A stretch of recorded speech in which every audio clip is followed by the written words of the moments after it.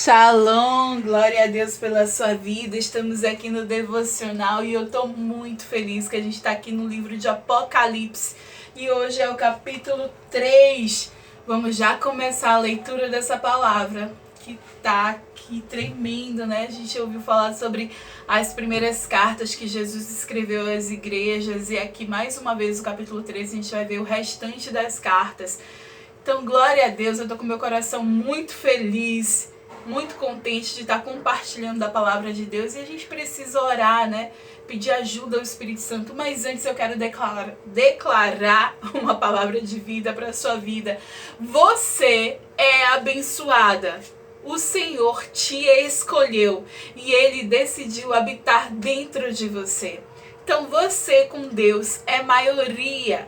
Você é toda poderosa porque você tem o Todo-Poderoso dentro de você. Então não aceite qualquer coisa, nem aceite qualquer situação. Em nome de Jesus, supere, porque você já é mais que vencedor em Cristo Jesus. Amém? Estava aqui no meu coração querendo muito falar isso, para que você ouça hoje, seja despertada, que você seja sacudida e entenda quem é você em Jesus. Agora eu vou te convidar para nós orarmos, para nós, antes de começar a leitura da palavra, porque não existe a gente ler uma Bíblia sem chamar o escritor, o autor da Bíblia para nos ajudar.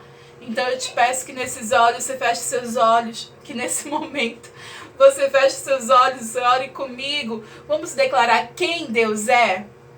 Vamos lá? Dizer: Senhor, Tu és o nosso Pai querido, Abba Pai, Paizinho querido.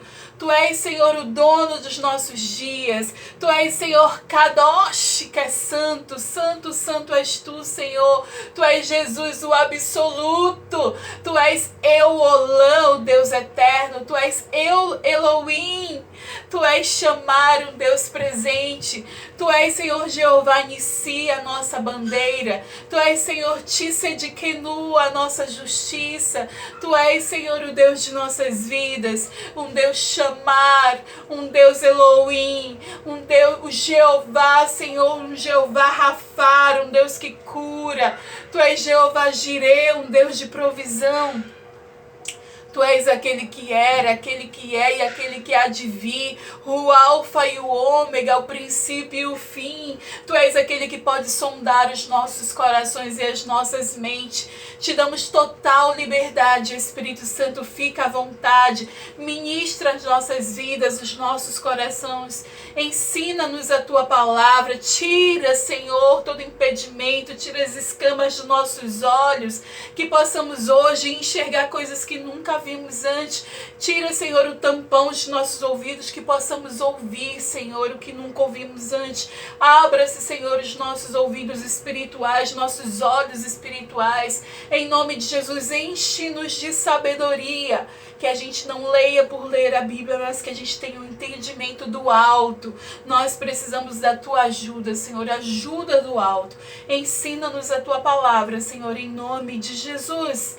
Amém? Amém, glória a Deus. Você tá aqui, né? Eu já fico virando. Sei você, mas na oração eu rodopio. Capítulo 3 começa assim. A gente viu no capítulo 2 que Jesus começou a falar para as igrejas, né? As igrejas, 7 igrejas, que representam as igrejas no mundo inteiro, né? E a igreja sou eu e você. Então ele reconhece, a gente viu que ele reconhece muitas das obras da igreja. Ele acompanha e vê de perto o que as igrejas têm feito, mas também o que as igrejas deixam de fazer e o que elas permitem, o que elas toleram. E não dá para ficar tolerando coisas de Baal, coisas de Jezabel, não dá para ficar tolerando as coisas do inimigo dentro da igreja. Jesus falou acerca disso.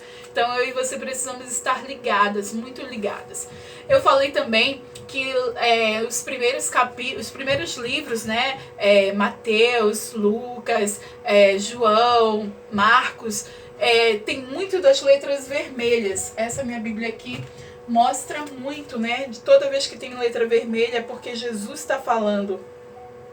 E eu fico muito feliz, empolgada com isso, ó. Tipo aqui, Lucas, essas páginas todas aqui, tudo em vermelho, quer dizer que Jesus está falando. E quando chega aqui em Apocalipse, que a gente está vendo, olha só, Jesus, que já morreu, mas ressuscitou, ele continua falando, tá tudo em vermelho. Então isso me deixa extremamente empolgada, com o coração alegre, feliz, exultante, porque Jesus, ele continua vivo, ele continua falando, e a gente precisa abrir os nossos ouvidos para ouvir, abrir o nosso coração para entender o que Jesus está falando para mim, para você. Então preste atenção, porque é Jesus falando. Lembra, né? João recebeu a visita do anjo e ele ouviu aquele som de trombetas, aquele som, e viu ali Jesus. E Jesus está escrevendo as cartas para a igreja, é uma mensagem.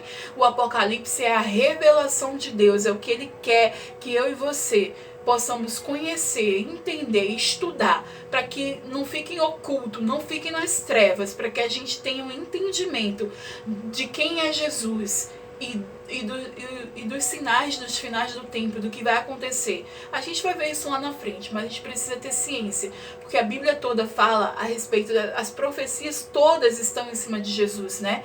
De como ele viria, como aconteceria, e aqui a gente vai ver como ele vai voltar, mas a gente precisa entender quem é Jesus. E Jesus está falando aqui. Capítulo 3, ele começa com a carta à igreja a Sardes. Ao anjo da igreja em Sardes escreva: estas são as palavras daquele que tem os 7 Espíritos de Deus e as 7 estrelas. Uau, Jesus! Conheço as suas obras. Você tem fama de estar vivo, mas está morto. Misericórdia, hipocrisia, né? Sepulcro caiado. Você sabe que isso... Tem muitas pessoas que são assim, né? Que acham, tem muitas pessoas que olham e dizem: nossa, essa daí é cheia do Espírito Santo de Deus. Nossa, ela é cheia de Bíblia, ela tem conhecimento, sobe no altar e fala, e todo mundo acha, uhul! Mas na verdade, por dentro, é um sepulcro caiado, é uma dureza no coração, quando abre a boca fede. Então, Jesus está falando da igreja de Sardes que estava assim. Ela tinha fama de estar viva, mas ela estava morta. E misericórdia, que isso não aconteça comigo e com você. Você sabe que eu já estive assim. Eu já estive como Sardes. Vamos ver o que Jesus fala mais a respeito de Sardes, né? Você tem fama de estar vivo, mas está morto. Esteja atento. Fortaleça o que resta e que estava para morrer, pois não achei suas obras perfeitas aos olhos do meu Deus. Então esteja atento, amado, em nome de Jesus, porque ainda resta algo. Então que venha a ser avivado em nome de Jesus. Versículo 3. Lembre-se, portanto, do que você recebeu e ouviu. Obedeça e arrependa-se. Mas se você não estiver atenta, virei como um ladrão, e você não saberá a que hora virei contra você.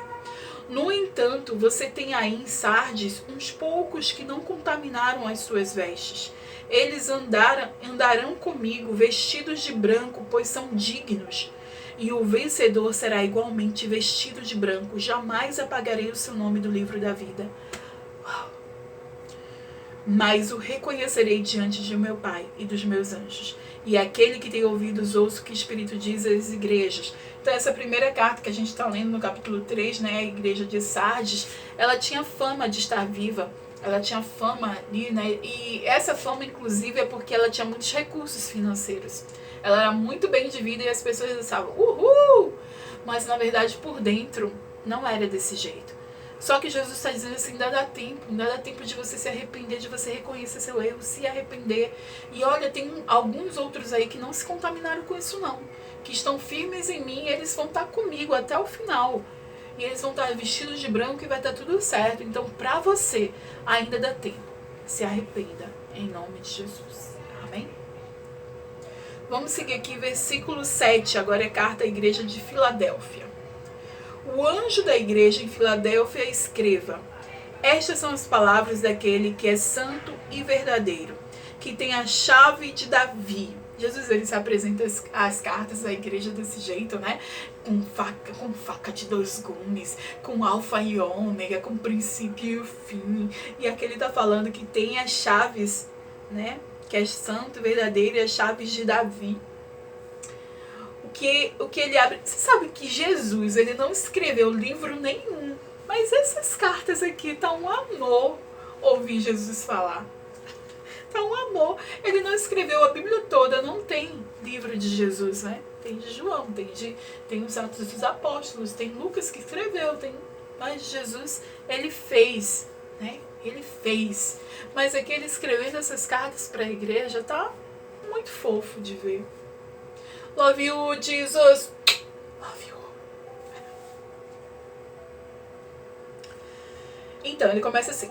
Estas são as palavras daquele que é santo e verdadeiro, que tem a chave de Davi. O que ele abre, ninguém pode fechar. E o que ele fecha, ninguém pode abrir. Eu conheço as suas obras. Eis que coloquei diante de você uma porta aberta que ninguém pode fechar. Uau! Sei que você tem pouca força, mas guardou a minha palavra e não negou o meu nome. Filadélfia, que seja eu e você. Amém, em nome de Jesus.